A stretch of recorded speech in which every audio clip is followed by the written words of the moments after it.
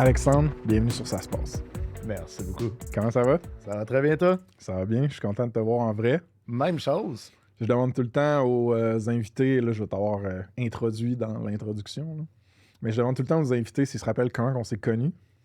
Je pense qu'on s'est croisés à un événement chez Workleap. Vous Exact. enregistrez un épisode à ce moment-là. Exact. J'allais dire Gsoft, mais ça, on va faire la correction. Là. Mais ouais, puis... Mais c'est ça, puis dans ces événements-là, j'aime ça, c'est très énergivore pour moi, là, parce que contrairement à ce que certains pensent, je ne suis pas tant un extraverti, genre. Là. Tu sais, j'aime ça donner un show et tout ça, mais ça me tire du jus d'être avec du monde. Là. Puis, Chris, je vois plein de monde nice, dont toi cette fois-là, mais tu sais, on se parle 30 secondes là, 2 minutes là, on n'a jamais le temps de se poser et d'avoir des belles convos, genre. Ben, ça se voyait que tu étais tiré dans pas mal de directions Ouais. différentes. Là, puis ça, je pense que ça se comprend aussi. Là. Fait que là, le fait que Baseline soit devenu un partenaire certifié de Ça se passe, le fait qu'on s'est dit, OK, on veut explorer plus les airs sur le pod, ça nous donne cette occasion-là. Fait que je suis bien reconnaissant que tu sois là, man. Très content d'être là. Fais-nous un mini highlight un peu de ta carrière, là. Qu'est-ce qui t'a amené un peu chez Baseline? Ah ben moi, j'ai fait longtemps dans le milieu de la restauration. Il y a T'es sérieux? une vie Ah ouais? de ça. Ouais. OK. Ça m'a fait me promener un petit peu partout, mais j'ai toujours eu un intérêt dans les TI, ça, depuis longtemps. OK. Puis, éventuellement, ben, ça prend un milieu un petit peu plus calme, ça prend un petit peu de stabilité dans une vie. Fait que j'ai fait une réorientation de carrière pour focusser vraiment complètement puis à temps plein sur les TI. OK. Je suis allé du côté de la formation, j'ai fini quelque chose que j'avais commencé à McGill. OK. Puis dans le cadre de ce cours-là, j'ai fait projet de recherche qui m'a amené à rencontrer les gars de Baseline au labo de recherche de l'Université Laval OK. de Québec. Ça, c'était en quelle année, mettons? C'était 2019-2018 dans ces eaux-là. OK. Fait que Fait que toi, tu 2019. rencontres ces gars-là, mais t'as pas un profil autant ultra geek qu'eux autres, là. T'es technique, J'ai toujours été un geek dans l'âme, là. Je veux dire, Ouais. là-dessus, je coche beaucoup de boîtes, mais mais t'es pas en train de finir, mettons, ton post-doc en intelligence artificielle. non, c'est T'as ça. comme t'amènes une vibe plus quoi d'affaires, plus de projets, plus... Un peu plus d'affaires, un peu plus de projets, puis Ok. c'est sûr que je pense que j'ai un peu d'énergie, là, fait que ça a permis de rencontrer les boys, mais ça a Ok. permis aussi de voir un petit peu le genre de dynamique qu'on avait ensemble, puis ça Ok. s'est trouvé que c'était bien le fun comme dynamique, là. Puis Baseline, si t'avais à me le décrire en 2-3 lignes, mettons. Ben, c'est une rencontre de... C'est des gars, on va se le dire, à la base, puis maintenant seulement ça. Exact. Mais avec un... Check.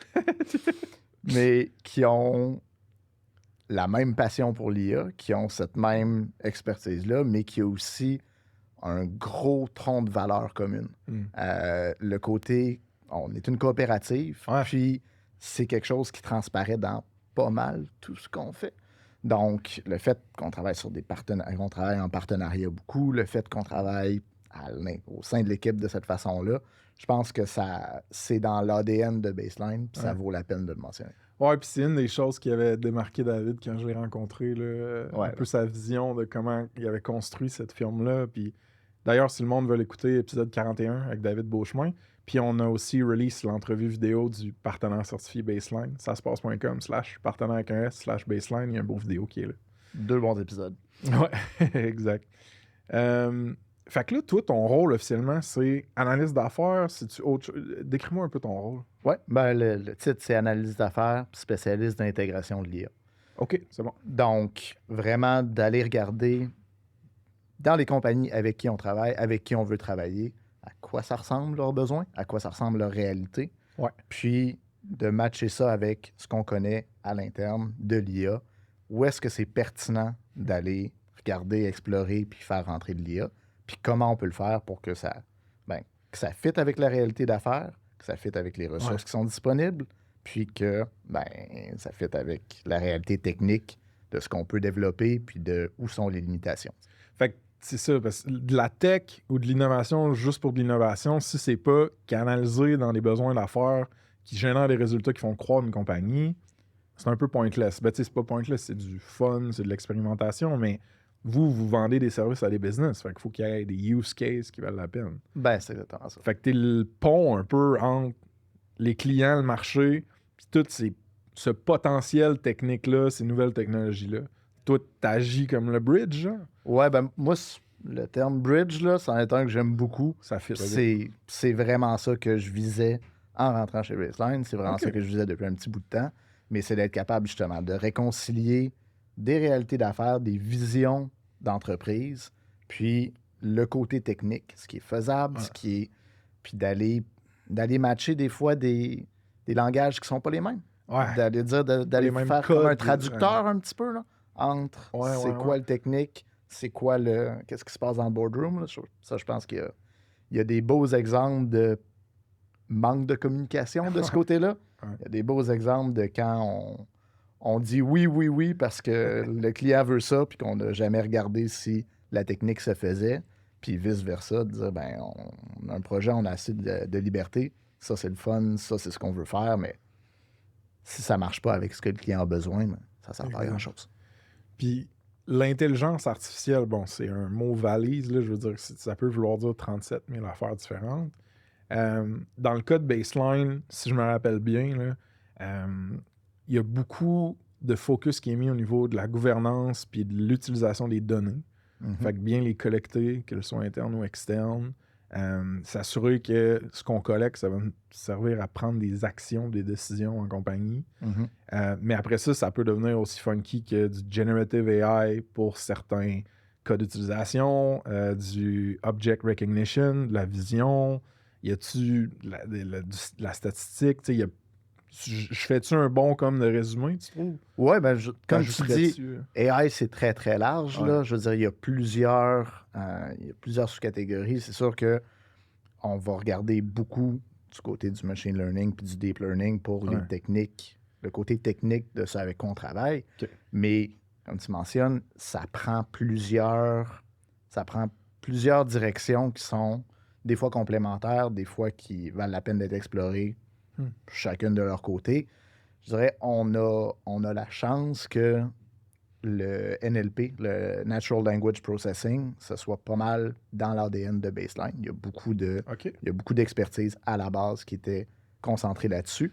Puis ça, ben, c'est ce que beaucoup de monde connaissent maintenant comme les gros modèles de langue, c'est-à-dire les ChatGPT de ce monde. Hey, Donc, gros modèle de langue, c'est Large Language Model. c'est Large Language Model. C'est bon, c'est ça. J'essaie de réduire les anglicismes, mais Ben, parfait, man. Je vais essayer de te suivre le plus que je peux là-dedans. C'est pas ma force. Mais c'est super. Puis, OK. Mais là, toi, t'es cette espèce de pont-là critique entre les besoins clients puis le potentiel technique. L'intelligence artificielle, ça bouge vite. Là. Tu sais, on l'a vu, ChatGPT est sorti, man. Puis comme en 2 ans, ça a fait des bons d'avancement assez impressionnants. Mais les gros modèles de langage, c'est pas juste ça. Il y a plein d'autres, que ce soit en ML ou en NLP ou en Deep Learning, tous ces paradigmes-là de l'informatique, je veux dire, ça avance, ça bouge vite. Fait que comment tu fais un peu pour comme keep up, tu sais, côté savoir ou... ouais. ben, il y a une couple de choses, là. Il y a pas mal de lectures. Puis ça, je veux dire, il y a des belles ressources en ligne par OK. rapport à ça. Moi, il y a un newsletter que j'aime beaucoup qui est TLDR AI. OK. Donc, c'est Too Long Didn't Read, spécifiquement AI, où tu vas avoir un envoi par jour avec les 4-5 plus grosses nouvelles dans ce domaine-là. OK. Quand OpenAI décide qu'il lance un nouveau modèle, quand il y a une grosse nouvelle par rapport à un clash entre, par exemple, un syndicat américain d'écrivains puis leur employeur, ben, ça permet de suivre un petit peu tout de ce côté-là. C'est bon. Il y en a du côté de LinkedIn. Là. Il y a des pages, je dirais des pages avec Artificial Intelligence, Machine Learning, Data Science. OK. Il y en a une couple de bonnes, de commencer à regarder des articles, puis habituellement, LinkedIn est bon pour suggérer des choses complémentaires. On en reprend une coupe dans les show notes. Ouais, ben c'est ça. Puis sinon, vous avez une manière, je pense, dans l'équipe d'apprendre que moi, quand je faisais ma prep pour le pod, j'ai découvert un peu les base learn, genre. Fait que parle-moi donc de ça. Ça, c'est la portion deep dive. Donc, tout ce que je viens de dire, c'est de prendre toute l'information puis de regarder au très high level. Ouais. Mais les base learn, c'est une façon qu'on s'est donné de vraiment se plonger dans des technologies qu'on considère critiques. OK. Puis de se dire qu'on on bénéficie de l'expérience de groupe puis de l'expertise de groupe pour vraiment regarder ces technologies-là. Je donne un exemple. Ça fait pas super longtemps que un autre acronyme à mode, c'est les RAG, Retrieval Augmented Generation.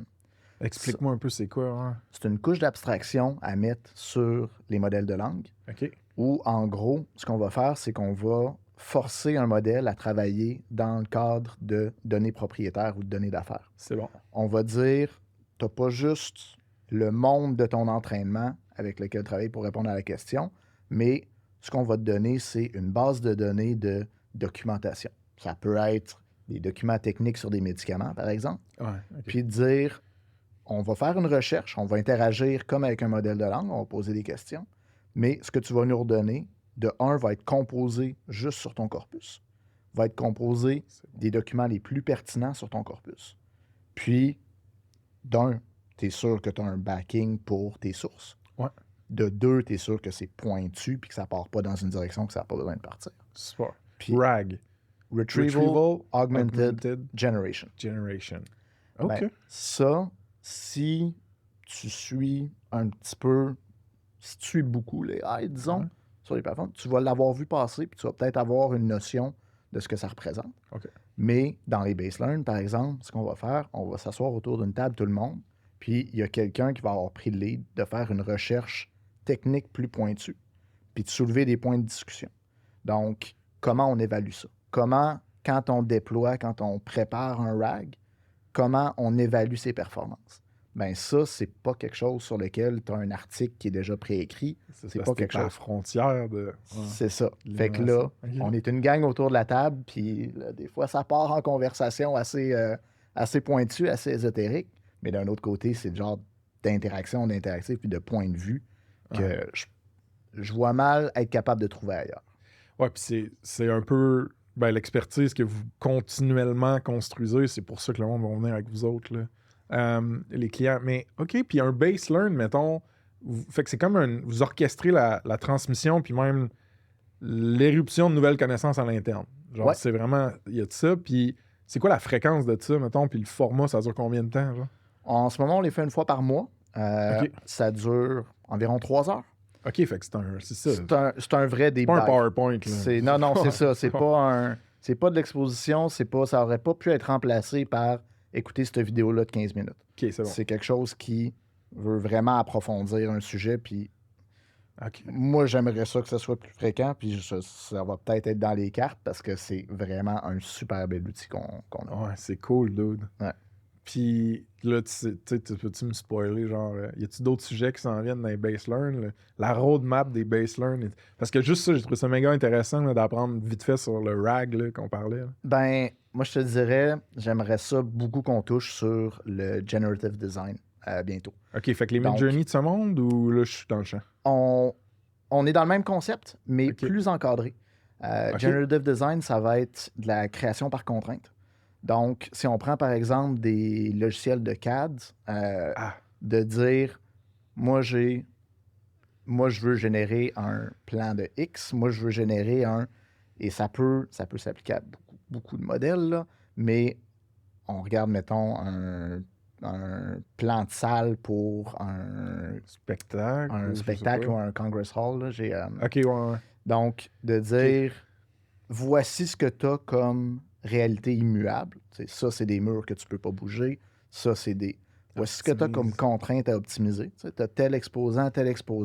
Tu veux qu'ils soient proches les uns des autres. Tu veux que celui-là soit le plus près du trafic. Puis tu as, voici ce que ça représente comme espace. Maintenant que tu sais ça, donne-moi génère des possibilités. Génère des choses qui sont possibles. Fait que quand tu parlais de Midjourney, ça peut se faire du même côté avec, mettons, la représentation visuelle, architecturale. Ouais. C'est-à-dire voici ce que je veux, voici ce à quoi je veux que ça ressemble, mais voici les normes du Code du bâtiment du Québec. Puis de dire, tu peux pas construire ça. Fait que celui-là, tu scope out. Puis là, éduque-moi un peu, mettons, là, le modèle que tu utiliserais derrière ça, c'est du... C'est du machine learning? Tu le nourris comment? C'est quoi, genre, là? On va parler de deep learning. Deep learning. Ouais, David me l'expliquait la différence, mais je l'oublie tout le temps. C'est donc... Deep versus machine learning. C'est un modèle de machine learning avec plus de profondeur de récursion, fait qu'il va avoir plusieurs couches d'abstraction. C'est le genre de choses où tu es capable de nourrir puis d'extraire des features, donc des abstractions plus haut niveau que ce que tu as en tout début de modèle. OK. Après ça, je pense qu'il reste beaucoup à établir sur c'est quoi la meilleure approche pour ces problèmes-là. Puis ça, c'est ça que je trouve intéressant. Là. De donner une réponse définitive, la beauté, c'est qu'en ce moment, moi, j'en connais pas. Ouais. Mais il y a assez de belles percées pour savoir qu'il y a du jus à tirer de cet espace-là. Puis là, tu parlais, mettons, de RAG, qui était Retrieval Augmented Generation. Ouais. Puis ça, c'est l'acte un petit peu de dire, OK, ben pour une compagnie donnée qui a un dataset propriétaire, comment est-ce qu'on peut leverager ce dataset-là puis aider les gens à avoir plus de connaissances ou, je sais pas, améliorer comment ils vendent quelque chose. Ça peut être n'importe quoi. Mais ça, c'est très générique comme use case, right? Mm-hmm. Mais là, tu m'as parlé, mettons, de generative design dans certaines contraintes comme, mettons, des plans AutoCAD ou tu as dit, mettons, de l'optimisation d'espace physique dans un lieu donné, whatever. Fait que ça m'a comme fait cliquer. Y a-tu des verticales, que ce soit en SaaS ou pas en SaaS, d'industries dans lesquelles vous essayez de vous concentrer, baseline, ou comme il y a plusieurs types de mandats? Bon, on en a quelques-uns. Tu sais, je te dirais, le NLP, fait que tout ce qui a attrait au langage, donc tout ça en est une grosse. Mais on a aussi une belle expertise avec un de mes collègues, François-Alexandre, du côté de l'industrie 4.0. Donc, qu'est-ce que ça veut dire, ça? Ça, c'est l'autonomisation des processus de création. OK. Tu vas avoir industriel, beaucoup? Genre? Industriel. OK, c'est bon. Un bel exemple qui mentionne assez souvent, c'est de prendre une ligne où tu as des décisions complexes. Dans ce cas-là, il parle d'une ligne de séchage de bois. Tu vas avoir un outil qui te permet de rapidement sécher certaines planches. Mais tu passes la planche rapide, puis si ta décision de je la mets dessus, je mets dessus certaines de mes planches dans ce four-là qui a une capacité limitée, si c'est pris par un humain, c'est le doigt dans l'air, j'espère avoir raison. Ouais, c'est bon. Tandis que si tu es capable de modéliser, si tu es capable de regarder quand je prends ce genre de décision-là à ce moment-là, voici ce que ça donne sur mon throughput. OK. Moi, je mesure le dollar par planche ou le dollar par minute que ma ligne est capable de produire. Puis, je suis capable de faire un jumeau de ma ligne de séchage. Je suis capable de faire un jumeau numérique, puis de lui dire essaie des comportements différents, optimise-moi pour ça, puis prends des décisions en temps réel basées là-dessus. Fait que ça, c'est une petite portion de cette... Fait que ça, c'est des verticales dans l'AI, mettons. Oui, exactement. Disons, là. Mais il y a dans le marché, là, en termes de, mettons, OK, la construction, ou genre les services de santé, ou genre les coachs d'affaires, je dis un peu n'importe quoi, ça, il n'y a pas nécessairement de concentration encore, là. Puis peut-être qu'il n'y a pas besoin d'en avoir. Ben, je dirais qu'avec le côté NLP, avec le côté langage, ça touche assez à pas mal toutes les industries. Ben, c'est ça. Pour qu'il y ait des besoins d'affaires de ce côté-là. Ouais. Quand tu disais tu as de l'information propriétaire sur X, puis tu veux répondre aux demandes de tes clients de façon automatisée. On en a vu des chatbots là, de plus rudimentaires à essayer de répondre rapidement et efficacement. Au moins. Ben, ce qui risque de faire pencher la balance vers utilisable puis de façon intéressante, c'est des choses comme ça.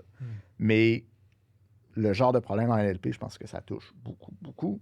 Je dirais une des verticales qui est différente, plus en esprit, on essaye de toucher, c'est du thought leadership. OK. Fait que de l'éducation, de l'inspiration, de l'autorité un peu dans le domaine, comme? Oui, ben de prendre des décisions concertées puis intelligentes en tant qu'entreprise, en tant qu'industrie. De dire, il y en a beaucoup en parlant de l'AI qui parlent des peurs que ça suscite. parle de, ouais, OK, voici ce qui inquiète ici, voici ce qui inquiète là. Il y a eu quelques tentatives de dire, ben, on devrait faire ça, mais de proposer un moratoire sur le développement quand tu n'as aucune dent pour le faire, ben, bravo, là, t'as levé la main, mais t'as rien dit. Je comprends. Mais de dire, de se proposer un cadre, de se proposer une philosophie d'utilisation, de se proposer un cadre de ça. Donc là, en ce moment, on travaille avec un de nos clients pour justement développer la façon dont cette industrie-là, donc une belle industrie créative au Québec, veut encadrer l'utilisation de l'AI. Du côté technique, pour donner les ressources aux membres de l'industrie, mais aussi du côté éthique, du côté légal. Donc, de dire, on sait que si on suit ces guidelines-là, de un, on n'est pas en train de briser de loi, puis de deux, on n'est pas en train de accidentellement encourager une organisation ou une pratique qui est complètement contre nos valeurs. C'est que c'est des cadres, je veux pas dire déontologiques, mais des cadres un peu moraux, quasiment de hey, comment qu'on travaille avec ces nouveaux outils-là, puis faut que tu sois à la frontière puis que tu comprennes ces nouveaux outils-là pour essayer d'établir ces cadres-là. Fait que ces entreprises-là, ils vont voir puis sont comme là, réfléchissons, ne faisons pas juste agir puis shipper du code puis essayer plein d'affaires. Réfléchissons à comment qu'on utilise ces outils-là. Puis I guess qu'avec toutes les autres innovations, il y en a eu des espèces de réflexions sur les cadres d'utilisation de même dans les entreprises. Ça reste un peu flou pour moi. Fait que je me demande... Ben là, tu sais, clairement, tu sais, il y a de la privacy avec les clients et tout ça, fait que je veux pas nécessairement savoir, mais la forme que ça peut prendre, ça, c'est genre quoi? C'est une ou deux personnes de chez Baseline qui arrivent dans une entreprise qui disent « Parfait, expliquez-moi tout comment ça marche vos processus, c'est quoi les incentives dans votre industrie, c'est quoi la technologie actuelle, c'est où est-ce que ça s'en va selon vous. Nous, on va vous expliquer l'impact que, mettons, l'AI pourrait avoir, puis après ça, ensemble, on design un peu un système ou un code. » Oui, ben c'est ça. Je dirais que l'approche qu'on prend, puis c'est une verticale qui est assez jeune, je pense que c'est... Mais l'approche qu'on prend, c'est vraiment, on apporte l'expertise technique, donc de soulever, ça va être quoi les questions qui sont importantes à répondre, mais l'entreprise ou l'industrie va apporter ses réalités d'affaires, c'est l'expertise de domaine. Donc, il n'y a pas vraiment de scénario où on arrive, puis on fait 2-3 rencontres, puis on écrit une politique. C'est d'encadrer la façon d'en écrire une, puis d'encadrer la façon que vous puissiez en écrire une, si on veut. Donc, de dire, ben notre politique de gouvernance de données, ça va ressembler à ça, ça, ça, parce qu'on s'est posé les bonnes questions, puis on savait c'était quoi les bonnes questions à se poser. Y a-tu des avertissements que tu aimerais faire ou donner aux gens quand ils réfléchissent à l'AI ou qui veulent travailler avec du monde qui sont pros, entre guillemets, en AI? T'sais, y a-tu un public service announcement qui est pertinent ici? Ben, je dirais, l'AI, tu l'as dit, là, c'est un mot panier, puis c'est un mot qui est très, très à la mode. Je sais qu'il y en a beaucoup qui ont rajouté intelligence artificielle quelque part sur le site web dans les 2 dernières années. Juste pour dire, là. Ça, c'est une chose, mais de l'autre côté, c'est pas une solution à tout non plus. Donc, de se dire que n'importe quel problème peut être réglé par l'AI, c'est loin d'être le cas.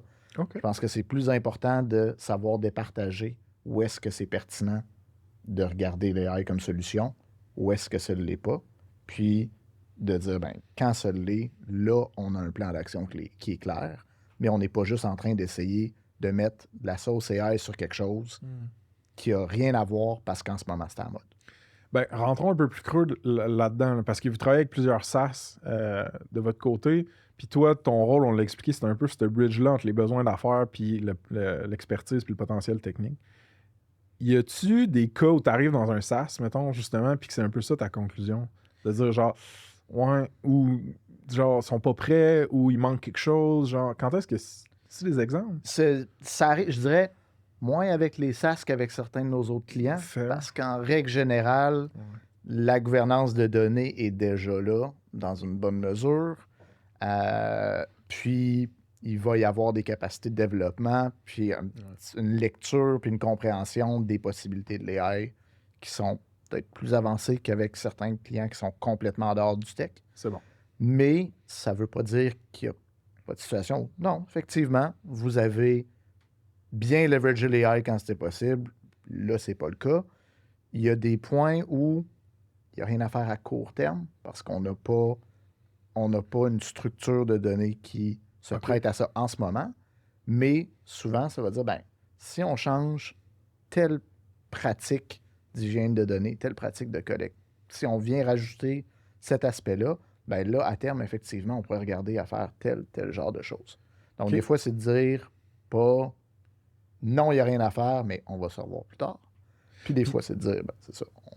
puis mettons, pardonne mon ignorance, là, mais mettons, hygiène de données, là, comment tu le définirais? Parce que j'ai quand même une vision floue de ce concept-là.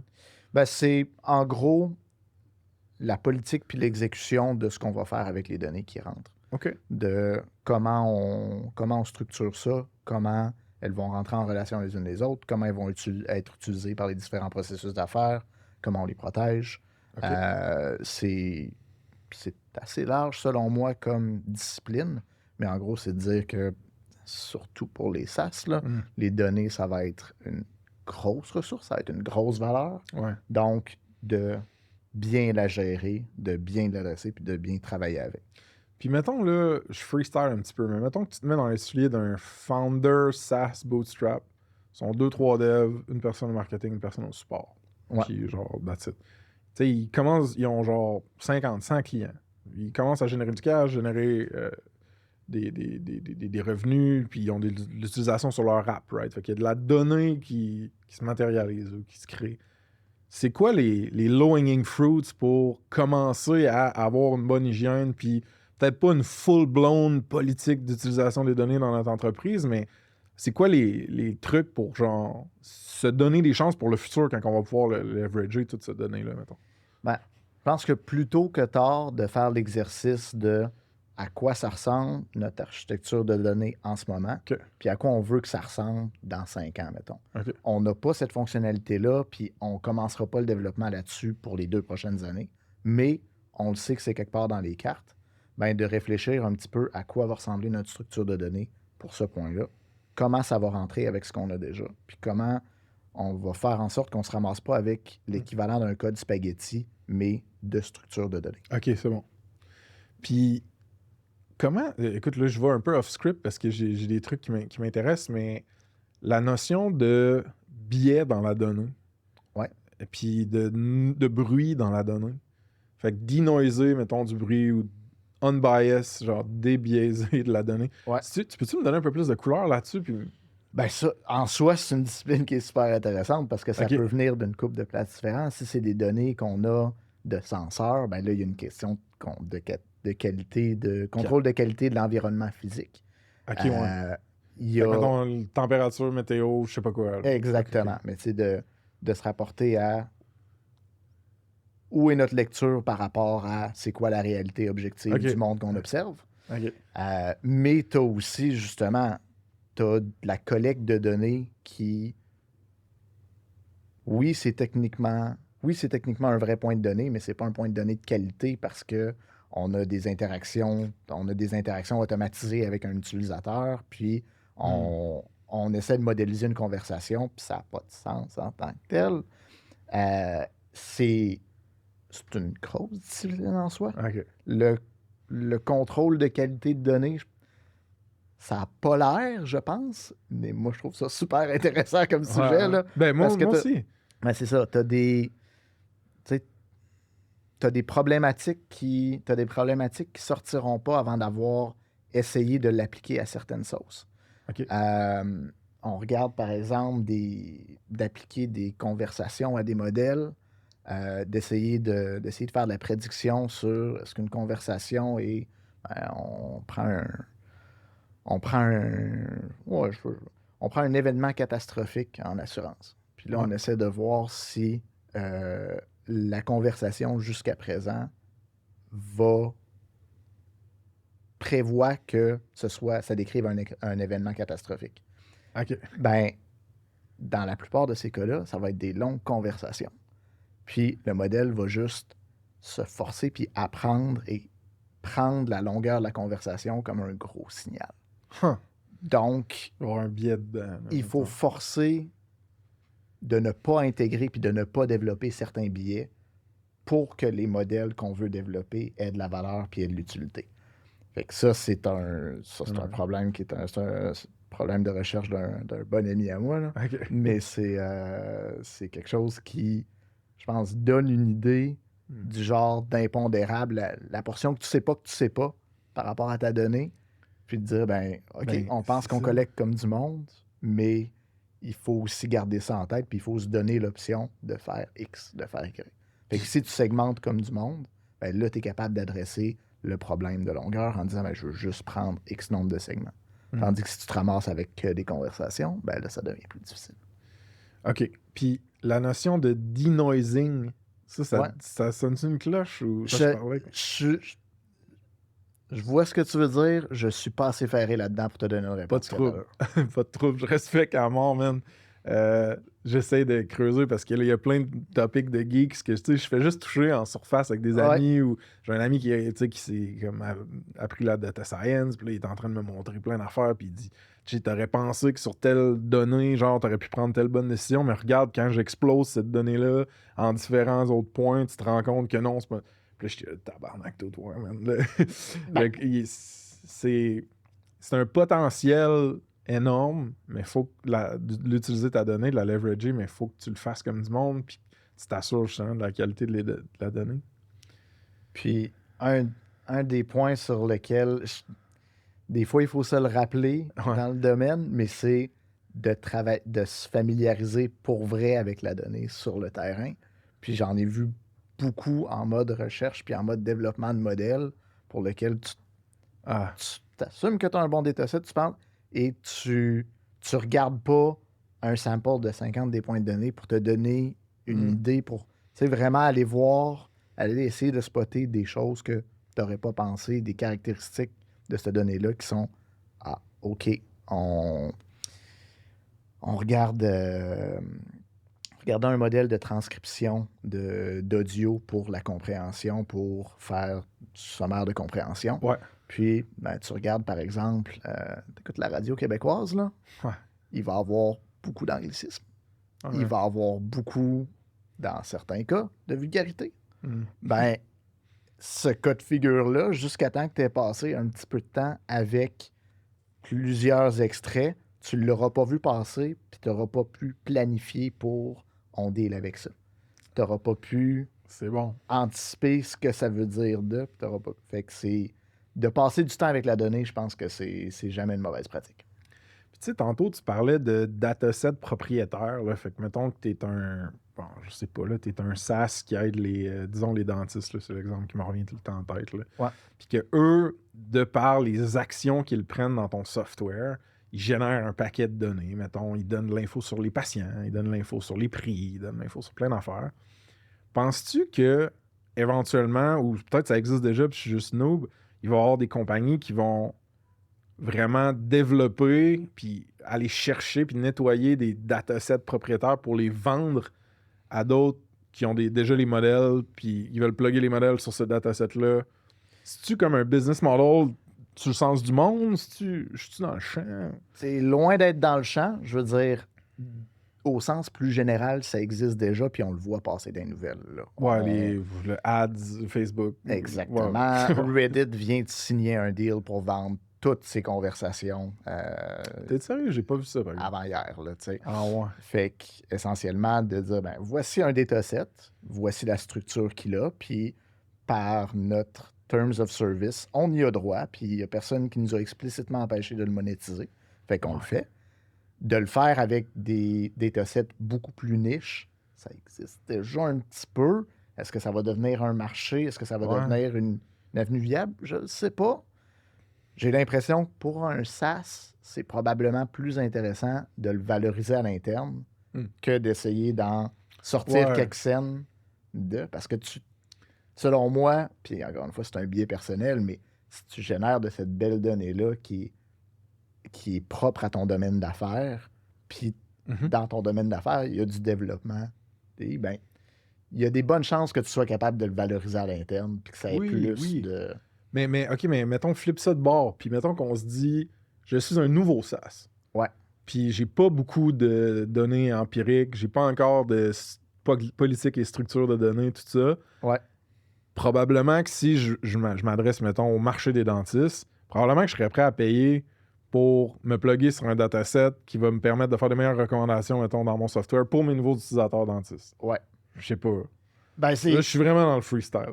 Non, mais c'est sûr que oui, c'est sûr que tu vas avoir l'intérêt pour. Fait que je pense que ce marché potentiel-là existe. C'est là où je reviendrai sur le côté politique d'utilisation Ouais. des AI puis politique de gouvernance de données. Parce que si tout le monde est consentant dans l'équation, là, fantastique. Ouais. Tu sais, OK, ouais. Si Le ton- côté éthique de tout ça. mais tu sais, tu parles de dentiste, je veux dire, on est dans les données médicales, là. On est dans... Il y a du... Il y a un côté, il y a un côté légal, il y a un côté, Ouais. il y a un côté moral à ça, mais de le définir comme du monde, puis de faire une pratique qui, justement, permet à des nouveaux SaaS de leverager des données de la bonne façon, il y en a des possibilités. Il faut juste le faire comme du monde. OK. C'est vraiment intéressant, dude. Puis toi, t'es exposé beaucoup à ces... J'appelle ça les alchimistes de l'AI, là, les geeks, les PhDs, les postdocs, les whatever. Comment que c'est travailler avec ce monde-là? Parce que, tu sais, à une plus petite échelle, moi, je suis zéro dev, là, moi. Mais je suis arrivé dans le milieu du travail, je travaille avec des devs. Tu sais, c'est comme un profil à apprivoiser, disons. Ouais. Ou juste, ne serait-ce que des langages et des codes à apprivoiser, des références. Fait que toi, tu travailles avec eux, tu leur parles de façon quotidienne. Comment tu trouves ça? Parle-moi un peu de ça. Ben, moi, je dirais, s'il y a un trait de personnalité plus stéréotypique que moi j'aime beaucoup, c'est la volonté puis l'amour de résolution de problèmes. OK. Ça me parle Ouais. d'être pitché devant un problème intéressant. Je pense qu'il n'y a aucun de mes collègues que j'ai pas vu s'allumer en jasant de quelque chose d'un petit peu ésotérique parce que, oh, OK, j'avais pas réfléchi à ça. Ça, on pourrait faire ça de même, on pourrait faire ça de même, on pourrait... Oh, puis là, tu vois la roue qui spin, là. Fait que de ce côté-là, je te dirais, je pense que c'est un bon stéréotype. Je pense que c'est un truc qui s'applique bien à la portion de l'industrie que je vois, en tout cas, à notre portion de l'industrie. Puis ça, c'est toujours là. Curiosité, passion, résolution de problèmes. Ouais. Il y a un concept que j'aime bien, le nerd sniping. Là. Non, c'est quoi ça veut dire? Il y a un certain type de personnalité que si tu le présentes avec un problème qui est intéressant, il va complètement arrêter de fonctionner autrement, puis tu vas juste être pogné avec la roue qui spin. Tu sais, le beach ball sur les vieux OS Mac, là, ça, j'ai toujours trouvé ça très drôle parce que Nerd sniping. ça m'arrive souvent de faire « OK, non, tu viens de me perdre pendant 5 minutes dans la conversation. » là. C'est hot. Puis, tu sais, ton rôle d'analyste d'affaires, mettons, là. Ouais. Mettons qu'il y a un SaaS qui vous approche, puis qui est comme, ouais, on pense qu'on pourrait peut-être leverager notre donnée ou on aurait besoin d'aller en chercher d'autres, puis on voudrait faire des recommandations, de la personnalisation, peu importe c'est quoi qu'ils veulent. Ça ressemble à quoi ton processus, mettons, tu sais, de qu'est-ce que tu checkes, quelles questions tu poses? Ouais. Ben, le processus d'analyse d'affaires en général, pour moi, c'est assez simple. Là, on essaie de se faire une idée puis de se faire une cartographie de base des processus de l'entreprise ou OK. du segment de l'entreprise qu'on est en train de regarder.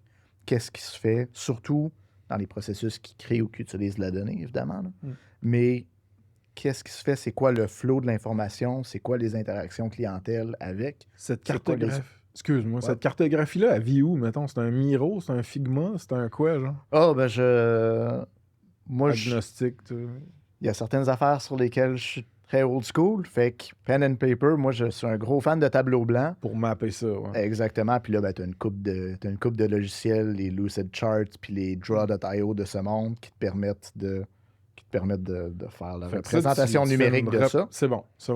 Fait que c'est ça, de cartographier les processus, de comprendre puis en les disséquant, ben là, on est capable de commencer à identifier puis de commencer à regarder, ben là, il y a des pain points possibles. Là, il y a là, on voit que le bas blesse en termes du niveau d'efficacité qu'on a à faire cette tâche-là ou du niveau de frustration que ça gère chez les employés ou que ça génère du côté des clients, le taux d'efficacité qu'on a. Donc, on est capable de voir puis d'identifier où sont les problèmes un petit peu. du côté des SaaS, une lentille de plus qu'on rajoute, c'est de regarder les ressources internes spécifiquement quand on parle d'AI, quand on parle de développement. Il y a beaucoup plus de cas où des SaaS vont avoir leur résident spécialiste d'AI ou une petite équipe même si ce n'est pas un titre formel, même si ce n'est pas un, puis dire, ben, on veut faire ce projet-là. On a déjà quelqu'un qui est capable de réfléchir, d'amorcer la réflexion ou de commencer à lancer le projet. Il y en a qui sont plus avancés, il y en a qui ont plus de monde. Puis ça, c'est intéressant parce que ça ne veut pas dire qu'il n'y a rien à faire de notre point de vue. Ça veut juste dire que là, on passe de mode guidé à un mode accompagné, puis un mode faire un sounding board. De dire tout. Ouais, à la limite, c'est que tu as un champion à l'interne, là, tu sais, c'est un plus, mettons. Exactement. Puis je veux dire, il y a un client avec lequel on travaille que l'équipe presque entière, c'est de l'expertise AI. OK. Mais d'avoir une coupe de tête de plus, une fois de temps en temps, pour sounder puis pour aller faire un scrum par rapport à ça aurait-tu de l'allure? Voici ce qu'on peut prendre comme approche, voici où le state of the art. Fait que des fois de faire aucune ligne de code, des fois de faire aucun inconscient technique, mais juste de dire, ben, on rajoute soit un filet de sûreté, soit juste de la profondeur à la réflexion. OK. Puis d'encadrer le développement ou de permettre de donner la visibilité ou juste des fois d'offloader.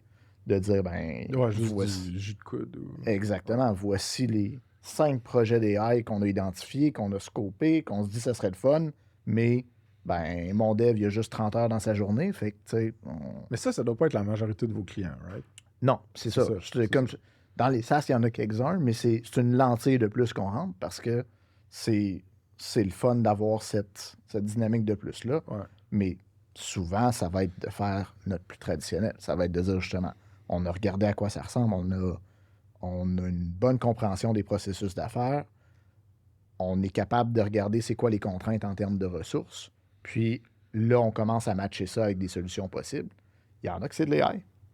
Il y en a que c'est aucunement du développement, puis c'est de dire, ben, voici l'outil out of the box qui te permettrait de faire ça.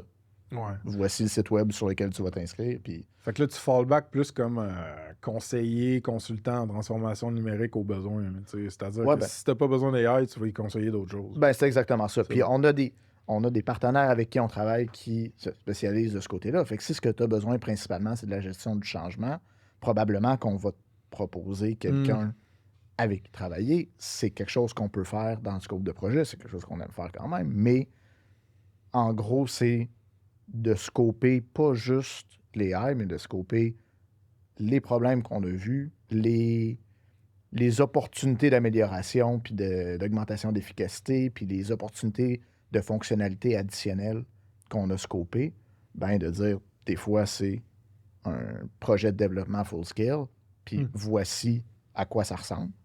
Ça te tente-tu? Go, on le fait. Puis des fois, c'est de dire, ben, voici tel partenaire avec qui tu peux travailler ou voici telle ressource, puis go, là.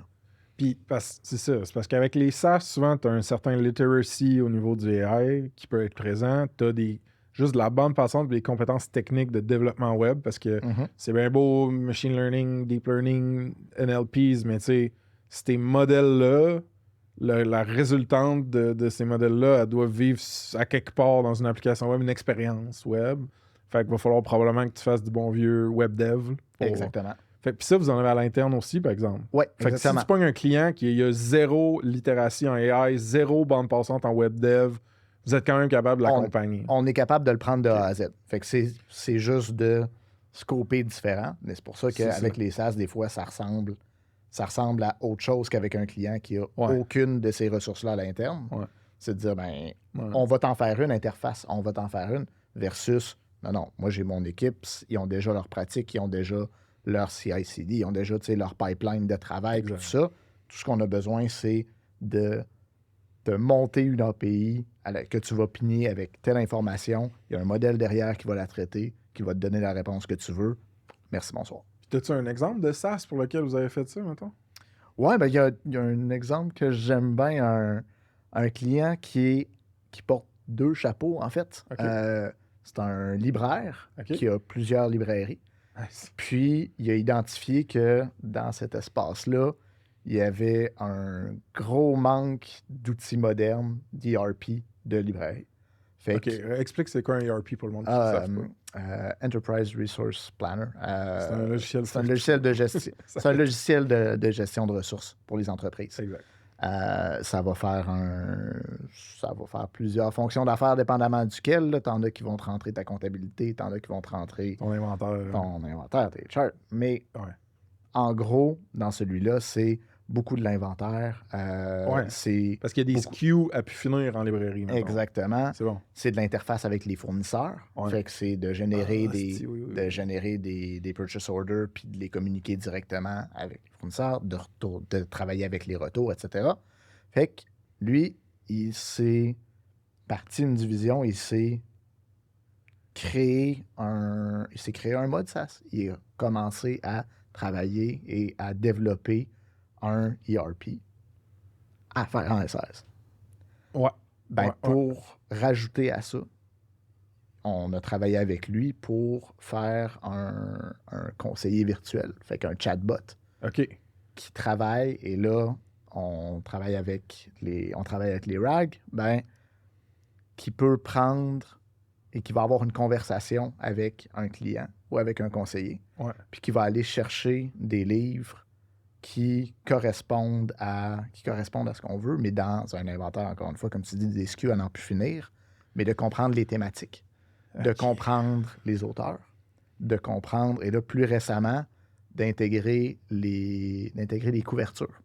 De rentrer puis de dire, Ah, c'est ouais. j'ai vu un livre avec un chien jaune sur un fond vert, là, Ah, c'est c'était... bon, ça. Ben, OK, si t'as pas, si en tant que conseiller, t'as pas cette connaissance encyclopédique-là, ben tu peux pas. Non, non, c'est pas tout un vieux savant qui connaît toute la librairie au bout de ses doigts. Là. Exactement. Fait que là, OK. Fait que là, t'as un outil, une app web, mettons, qui va répertorier probablement un inventaire, qui va te permettre de voir c'est quoi les livraisons qui arrivent, les retours qui s'en viennent. Mais tu as aussi jumelé là-dedans, intégré là-dedans des fonctionnalités d'IA qui, comme un chatbot, qui vont permettre de comme rendre un peu des super pouvoirs aux gens qui travaillent dans cette librairie-là. Ben exactement. Fait que mieux conseiller des clients, par exemple. Mieux conseiller des clients, mais aussi, tu es en mode planification d'inventaire. C'est ça. Ben là, tu as des informations à n'en plus finir sur tes variations de stock. Il n'y a pas beaucoup de logiciels qui ont quelque chose de plus sophistiqué qu'un power level pour les produits. Voici le produit que j'ai, voici combien j'en ai en inventaire, puis voici le niveau minimum que je veux en inventaire, c'est 3. Ben, si j'en ai moins que 3, tu vas me générer un purchase order ou tu vas me générer une nécessité d'aller en recommander un de plus. Tu vas me suggérer d'aller en recommander plus. OK. Sauf que c'est quoi mon vrai degré de commande? C'est quoi mon vrai niveau de Roulement, de mettons. roulement qui est intéressant? Puis là, ben, si on regarde justement dans le cas de librairie, ben, tu as des sorties à chaque semaine de produits. Tu as des produits qui Ouais. partent en popularité en fou. Ben là, est-ce que celui-là, j'ai besoin d'en avoir 10, 15, 20, 50 Ouais, dans puis ma ça succursale à peut moi? être plugué sur de la donnée externe aussi, ces recommandations-là. C'est ça, Exactement, parce que tu as des palmarès qui ouais. sortent. Ouais. Tu as des émissions de variété Puis là, qui font... après, le monde, je veux dire, l'optimisation, mettons, d'affaires est infinie parce que tu peux dire, éventuellement, tu vas pouvoir l'interroger par catégorie. Genre, quels ont été mes meilleurs vendeurs et à quelle période. OK, propose-moi un plan de purchase order en fonction de ces. Fait que, tu sais, éventuellement, là, je Ben, sais c'est pas ça. vous êtes où Mais dans le développement. Là. il y a une portion de ce que je te dis qui est encore dans le futur. Il y en a qui est déjà up and running. C'est ça. Mais c'est exactement ça. Puis là, ben, t'as... Ça, t'as c'est de une l'autre house, côté, mais il pourra la commercialiser, probablement. Ben, C'est exactement. ça. Mais tu as ton côté, tu sais, t'as ton côté recommandation, mais tu as ton côté interprétation aussi.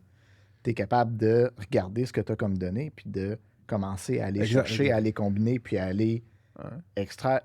J'en ai vu beaucoup du monde bien intelligent se foutre complètement d'un rapport parce qu'il y avait une coupe de pages de trop, parce que c'était un petit peu trop de stock, puis que c'était pas assez sommaire exécutif. Que c'était pas fait que là, dans la un génération. 10,000 feet. Fait que d'avoir l'approche de dire, ben, OK, on va te faire des rapports où on va combiner certaines informations qui ont été extraites automatiquement. Puis après ça, si tu veux faire un deep dive, ben là, tu es capable de le faire. Là, tu es capable d'aller en chercher plus. Fait que ça, c'est... Là, on est en train de parler de cas de figure à gauche, à droite, là, Non, mais mais là, c'est le fun parce qu'on met genre des tâches, des actions, des processus d'affaires concrets comme exemple, là, tu sais. Fait que ben, ça rend ça plus dans le vrai monde, là. ben c'est ça. Puis tu sais, du dashboarding, moi, j'aime ça, là. Je veux dire, la visualisation de données, je trouve ça fantastique. Puis Ouais. de faire parler ce que t'as comme données, puis d'essayer de la faire parler pas juste pour ce que ça veut dire, mais pour ce que ça peut vouloir dire, pour les Ouais. actions que tu peux avoir à prendre, pour...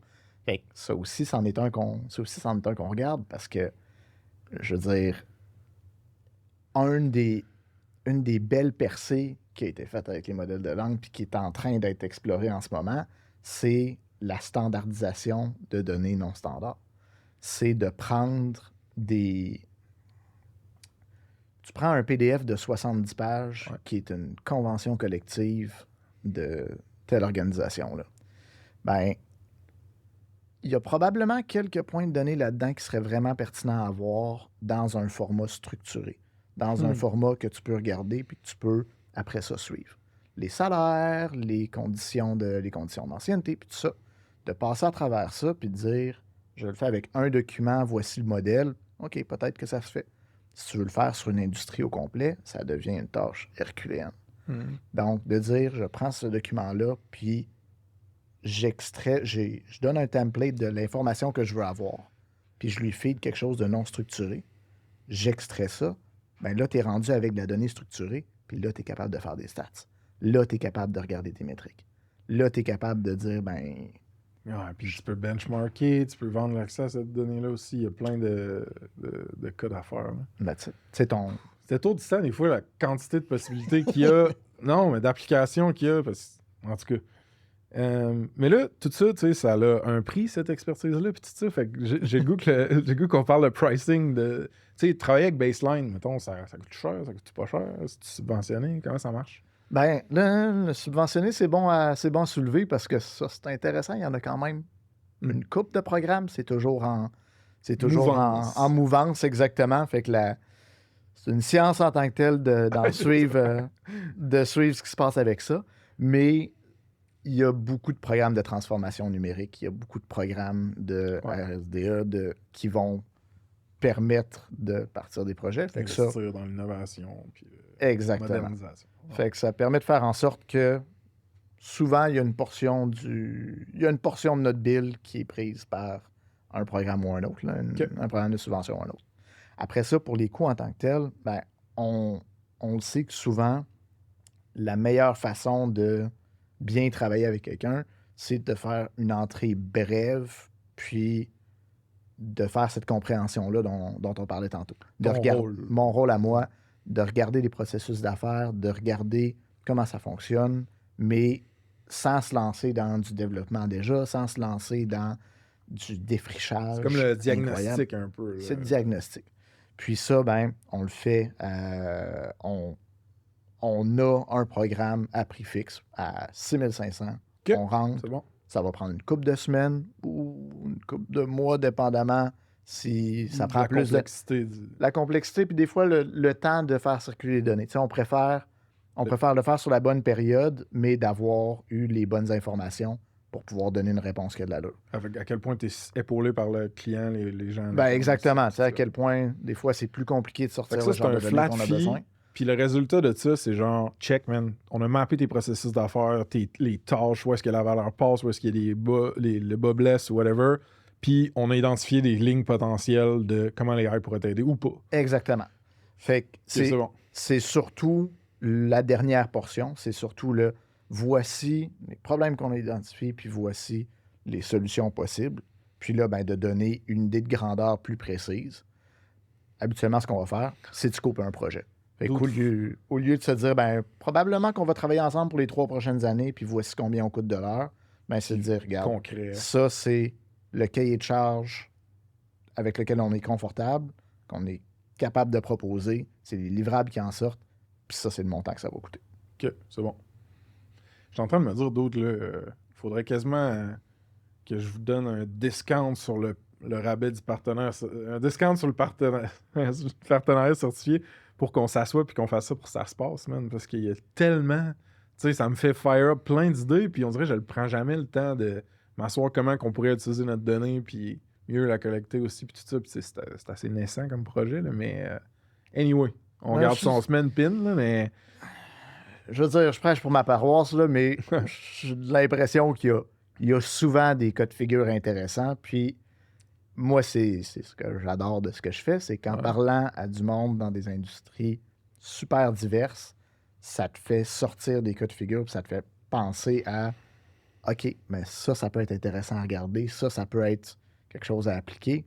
Puis ben le fait de le faire avec d'autres clients, ça permet de faire en sorte que pour le suivant, exact, t'es plus je l'ai riche eu cette idée-là, ben c'est ça, j'ai une corde de plus à mon arc, j'ai une petite plus dans ma boîte à outils. T'sais. Qu'est-ce que tu dirais qui est le plus le fun versus le plus tough dans ton rôle en ce moment chez Baseline?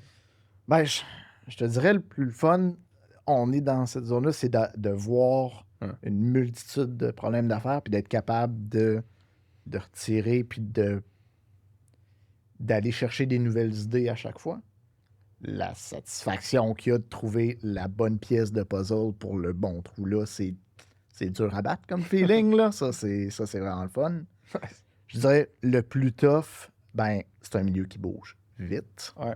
C'est comme on parlait. Hein. C'est d'être en confiance, qu'on s'est bien informé, puis qu'on est capable de répondre en connaissance de cause. Ça demande de faire de la lecture, ça demande de se tenir au courant d'eux, ça demande de faire les baselines, mais ça demande discipline pour ça. Puis ça, c'est...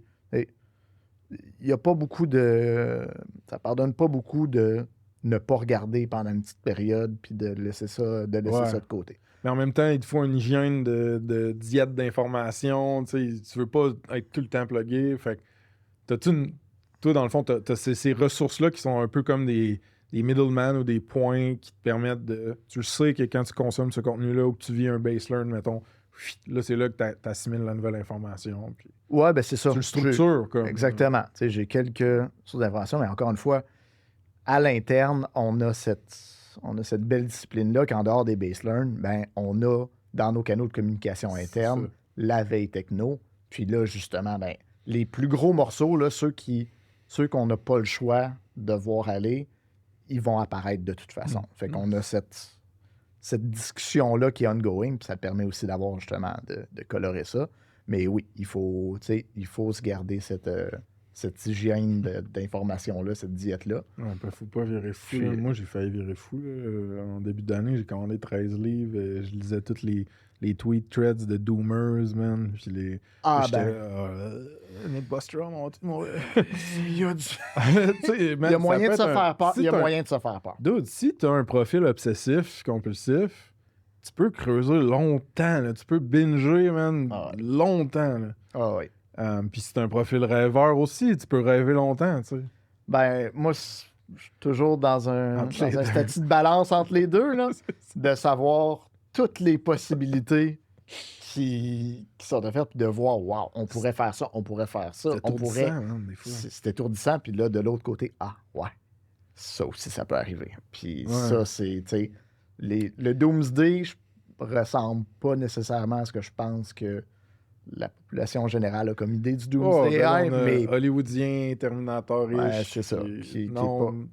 Mais non, ça, c'est un... Tu penses-tu qu'il y a plus de chances que ce soit 1984 ou Brave New World? Ouf. C'est un optimiste, je vais dire, Brave New World. Mais je pense qu'il y a un argument à faire que Brave New World, c'est le prequel à 1984. Puis que c'est à travers l'hédonisme que tu te rends vers le contrôle complet, là. Ouais. Puis, tu sais, en ce moment, Brave New World... Il y en a pas mal, des éléments communs. Il y en a pas mal du divertissement instantané, là. La pilule facile. La pilule facile. Plein d'affaires d'autres, là. Je veux dire, c'est facile de juste scotcher à son écran puis entertain me, là. T'as-tu lu ou entendu parler de Infinite Jest? Je l'ai pas encore lu. Je l'ai pas encore lu. J'ai essayé de le lire. Fuck that. C'est un esti de bible. J'ai pas été capable. Mais anyway, j'ai checké un paquet de résumés, un paquet de vidéos là-dessus. Puis là-dedans, il y a le concept de justement une cassette de genre que quand tu le plugs, là, je vais sûrement le massacrer pour les fans de David Foster Wallace, pardonnez-moi. Là. Je sais pas à quel point il y en a qui écoutent le pod, mais whatever. Tu plugs cette cassette-là, puis une fois que tu consommes ce contenu-là, tu veux rien faire d'autre. T'es genre scotché, comme tu dis, à ton écran. Fait que c'est comme un infinite entertainment, puis le monde en meurt littéralement. Là, Ah ouais. si je ne m'abuse. Puis tu sais, on en parlait un peu offline avant de commencer le pod, mais Sora, mettons, qui vient de sortir d'OpenAI, les démos qu'ils ont mis de leur generative video, je sais pas comment exactement le dire.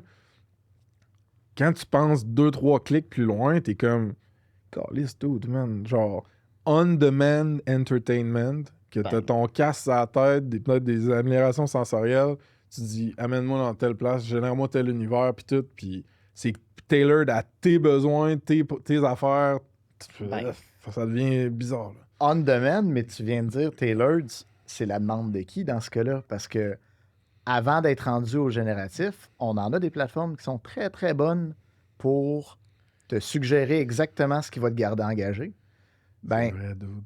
Tu sais, les YouTube de ce monde-là, ils ont fait beaucoup d'argent à calculer le nombre de minutes que tu restes connecté sur la plateforme, puis optimiser pour ça. Ouais, fait que là on ouvre un pan de genre, c'est-tu vraiment ce que toi tu veux ou ce que t'as appris ce que les algos t'ont feedé puis qu'à cette heure t'es hooked là-dessus.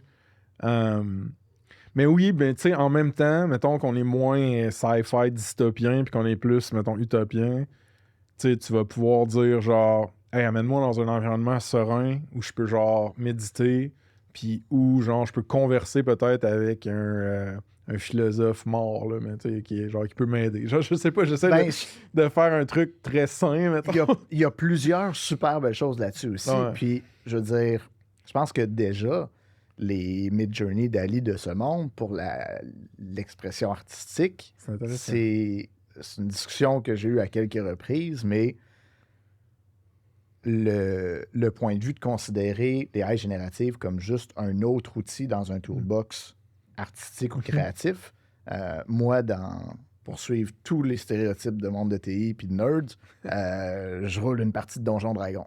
Ben, ah ouais? Moi, ma créativité, c'est plus narratif. Ouais. Puis j'aime bien ça, faire ça. Mais j'ai jamais eu le talent pour dessiner. J'ai jamais eu le talent pour mettre un visuel aux idées puis aux concepts que j'ai. Ben, les Midjourney de ce monde, ça permet de dire, ben voici une représentation de ce que j'avais en tête parce que j'ai pas le skill artistique pour le faire. Il va falloir que tu m'envoies des photos après. Ouais, ça va faire plaisir. C'est hot, ça, d'autres. J'aime vraiment ça. Puis j'ai un pote qui est en publicité aussi, puis il est fasciné parce qu'en termes de mood boards, en termes de storyboard, pardon, c'est plus ça que je voulais dire, tu sais, créer un environnement qui est comme un pitch, tu veux pitcher une nouvelle série, une nouvelle pub, un nouveau film, t'es comme, voici, l'univers, ça va être ça.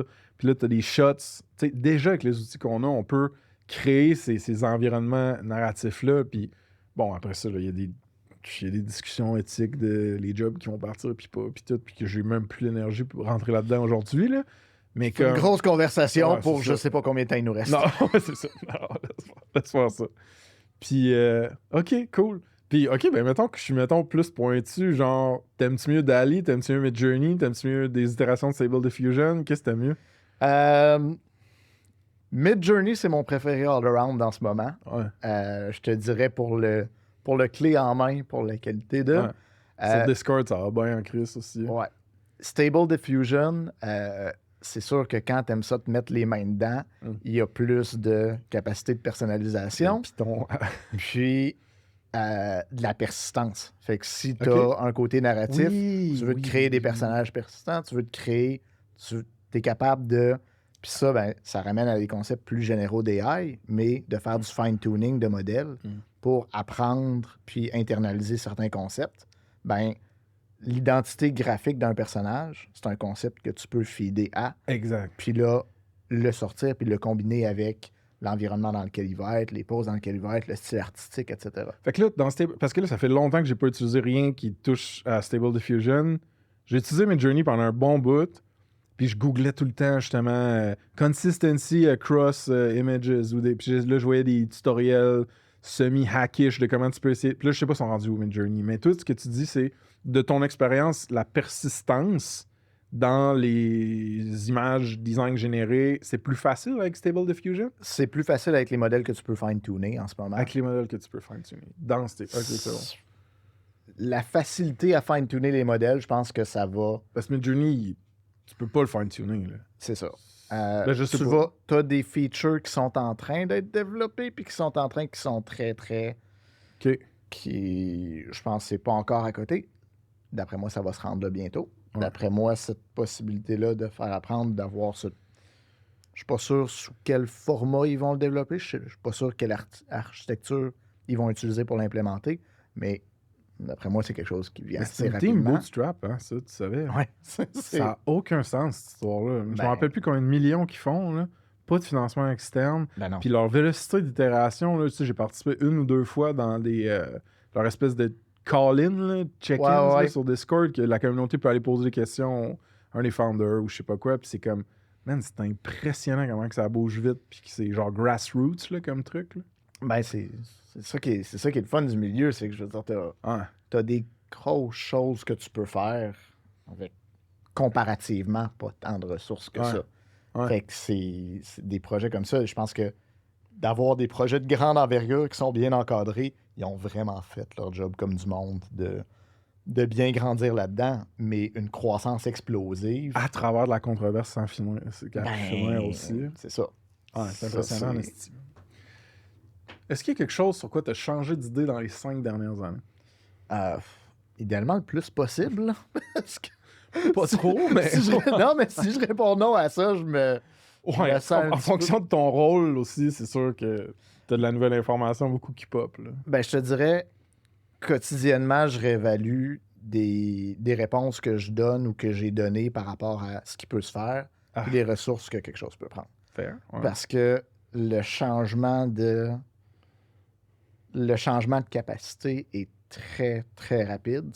Puis de dire, ben, c'est pas parce qu'il y a 6 mois, ma réponse à cette question-là, c'était ouais, on pourrait le faire, mais ça va prendre 3 ans à le développer.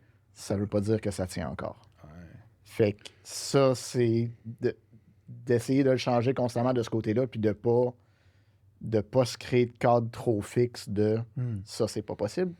Ça, c'est... Ma vision du monde doit être fluide quand même un peu. Exactement. Puis je te dirais, ben, avec certaines discussions sur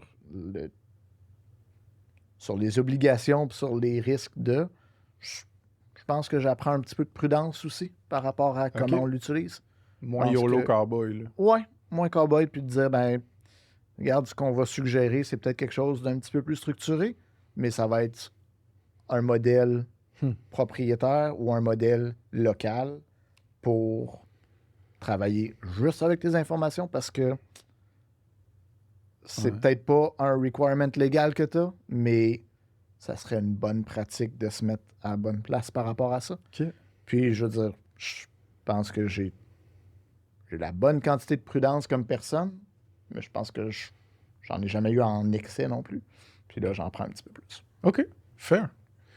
T'as parlé de modèle local, là, je fais juste une mini parenthèse avant qu'on close, mais j'écoutais un pod qui était comme The Bootstrap Founder ou quelque chose de même, puis il parlait du fait que quand tu veux intégrer des fonctions, mettons, de Gen AI dans ton SaaS, comme par exemple de la recommandation ou interroger une fac ou une knowledge base avec un chatbot, whatever, il y a des modèles qui sont rendus tellement petits puis qui font genre 90% ou 80% de ce qu'un gros OpenAI ferait, que tu peux les rouler local sur tes propres serveurs ou même des fois sur ta machine directe. Puis ça te crée une espèce de redondance, résilience, que tu as moins de platform risk si les autres pètent. Fait que je pourrais le mettre dans les show notes, ça, mais je trouvais ça intéressant, ce côté-là. Je pense que c'est Mistral, le petit modèle. Ouais, t'en as, mais tu sais, t'en as aussi les lamas de Facebook. T'en as une gang qui sont... T'en des modèles qui sont déployables avec des ressources limitées, t'en as de plus en plus. Puis ça fait partie de ce que je viens de mentionner. C'est de dire, ben, déployer quelque chose de localement. Il n'y a pas si longtemps, ma réponse, c'était c'est quand même resource intensive. Là. Tu as de l'entraînement, tu as du CI/CD, tu as du... Ah, puis là, ben, finalement, le coût de GPU vient de passer de ça à ça. En mode audio, ça paraît pas. Là. Le coût de GPU vient de descendre. Puis, Allez, subscribe sur YouTube. c'est ça. Shameless plug. Mais non, c'est ça. C'est de dire, ben, ouais, là, c'est devenu de plus en plus accessible. Puis est-ce que ça arrive de même? Puis pas encore, mais c'est le genre de choses où il faut réviser la position que de dire, ben, de développer quelque chose de déployer quelque chose en local, puis de faire tourner quelque chose. Ça peut être devenu une bonne idée relativement récemment pour plusieurs. Exact. Fucking intéressant, ça, dude. Qu'est-ce qu'on pourrait faire pour rendre ça se passe plus style pour toi et ou ta team? Ben, mon espoir, c'est que la conversation d'aujourd'hui, ça le fasse déjà dans une mesure. C'est sûr. Mais pour les SaaS, c'est sûr que de savoir que c'est pas... Notre offre se termine pas à « on va tout faire pour vous ». Mais c'est de dire aussi, ben, peu importe où est-ce que vous êtes en termes de maturité par rapport à l'AI, en termes d'ambition par rapport à l'AI, il y a probablement quelque chose à faire. Des fois, c'est du scoping, des fois, c'est de l'accompagnement, mais c'est de dire le fait qu'il y ait de l'expertise interne déjà, ça exclut pas le fait qu'il y ait du bon travail à faire en collaboration. Ouais, fair. T'as-tu des shameless plugs pour finir? Ben, du côté de Baseline, ça vaut toujours la peine d'aller voir le site web. Une belle refonte qu'on a faite, en fait. Baseline.Québec? Exactement. Sur le long, donc QEBSC. Puis, ben, c'est une bonne place pour voir ce qu'on fait aussi, mais on vit une belle croissance en ce moment. Si vous avez de l'intérêt dans le domaine de l'intelligence artificielle, il y a beaucoup de chances qu'il y ait des opportunités, il y a des postes, il y a des choses qui avez-vous... fait qu'il y a un contact form directement sur le site, je exactement. pense. OK. Puis sinon, si le monde sont comme « Yo, ça me tente de peut-être aller le faire, ce diagnostic-là, cette première étape-là. » Ils veulent te parler. Je veux dire, le site de Baseline est là, mais moi, sur LinkedIn direct, ça va me faire plaisir aussi. Alexandre Dubé-Côté. Exactement. Sur LinkedIn aussi. Sur LinkedIn. Super. Fait que, oui, c'est ça. C'est une belle façon d'entamer la discussion, de commencer à jaser de ça. Dude, merci pour ton temps, ton knowledge. J'ai eu du fun, j'ai appris, man, j'apprécie. Mon plaisir, c'était bien agréable. Cheers, mon gars. Cheers.